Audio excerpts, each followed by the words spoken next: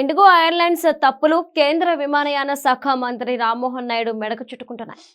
ఇంకా కరెక్ట్గా చెప్పాలంటే ఈ సంక్షోభాన్ని ఆయన మెడకు తగిలించే ప్రయత్నాలు జరుగుతున్నాయి.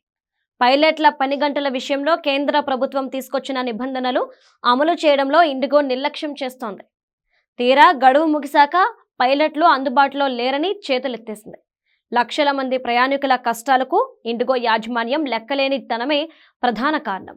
మంత్రి రామ్మోహన్ నాయుడు కూడా పార్లమెంట్లో ఇదే విషయాన్ని స్పష్టం చేశారు. ప్రైవేట్ కంపెనీ తప్పు చేస్తే దాన్ని రామ్మోహన్ నాయుడు అసమర్థతగా చూపించే ప్రయత్నాలు జరుగుతున్నాయి.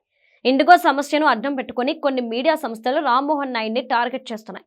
ఈ ఒక్క అంశంతోనే రామ్మోహన్ నాయుడు క్రేజ్ మొత్తం పోయిందని హెడ్లైన్స్ పెడుతున్నారు.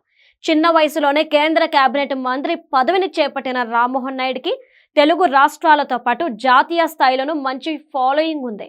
ఢిల్లీ స్థాయిలో మనవాడు ఎదుగుతున్నాడంటే ప్రోత్సహించాలి. కానీ పౌర విమానయాన శాఖ మంత్రి పదవి ఇస్తే ఆయనకు ప్రాధాన్యత లేని శాఖ ఇచ్చారని అప్పట్లో ప్రచారం చేశారు.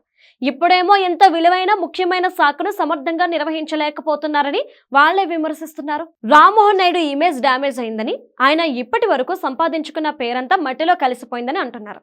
ముఖ్యంగా వైసీపీ అనుకూల మీడియాలో ఇలాంటి కథనాలు వస్తున్నాయి. రామ్మోహన్ ని వీక్ చేయడం వల్ల రాష్ట్రానికి నష్టం జరుగుతుంది. కానీ వైసీపీకి, ఆ పార్టీని సపోర్ట్ చేసే మీడియాకు రాష్ట్ర ప్రయోజనాల కంటే రాజకీయ ప్రయోజనాలే ముఖ్యమని ప్రత్యేకంగా చెప్పాల్సిన అవసరం లేదు. 150 కోట్ల జనాభా ఉన్న దేశంలో సమస్యలే రాకుండా చేయడం సాధ్యం కాదు. సమస్యలు వచ్చినప్పుడు వాటిని పరిష్కరించడానికి ఎంత సమర్థంగా పనిచేశారు అనేది చూడాలి. ఇండిగో సమస్య పరిష్కారంలో రామ్మోహన్ నాయుడు ఏమాత్రం నిర్లక్ష్యం ప్రదర్శించలేదు. రెండో రోజే రూల్స్ ని మార్చి ఇండిగోకు వెసులుబాటు కల్పించారు.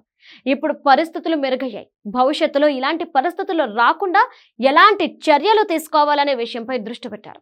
సమస్యను మాత్రమే చూసే వాళ్లకు పరిష్కారాలు, అందుకోసం పడే కష్టాలు కనిపించవు.